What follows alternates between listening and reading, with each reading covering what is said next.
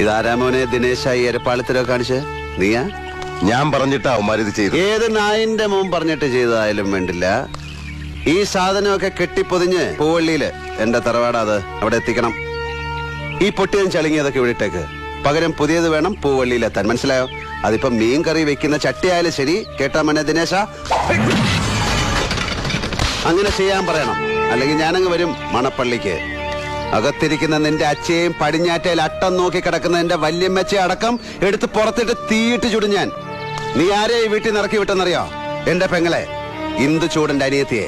മോനെ ദിനേശ, ഇടഞ്ഞ കൊമ്പന്റെ കൃഷ്ണമണിക്ക് തോട്ടി കയറ്റി കളിക്കില്ലേ, ചവിട്ടി താഴ്ത്തുന്നതിന് പാതാളത്തിലേക്ക്.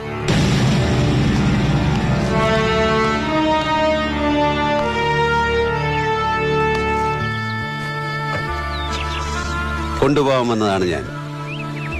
നിന്റെ അനുവാദത്തിന് കാത്തു നിൽക്കാതെ ഈ ഏട്ടൻ നിന്നെ കൊണ്ടുപോവാ. മാറഞ്ചേരിക്ക് നമ്മൾ പോണില്ല. ഞാനും അവിടെ നിന്നിറങ്ങി.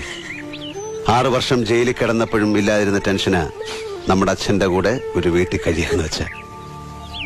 പൂവള്ളിയിലാവുമ്പോ ചെറിയ മാമയുണ്ട്. നമുക്കവിടെ അങ്ങനെ അടിച്ചു പൊളിച്ച് ജീവിക്കാം. വിധി തരാൻ അനുവദിക്കാത്ത സ്നേഹം ഇനി നിനക്ക് കിട്ടാൻ പോവാ. മനസ്സ് നിറയെ. അച്ഛനെ തൽക്കാലം ബുദ്ധിമുട്ടിക്കണ്ട. പകരം ഞാൻ നിനക്കൊരു അമ്മയെ തരാം.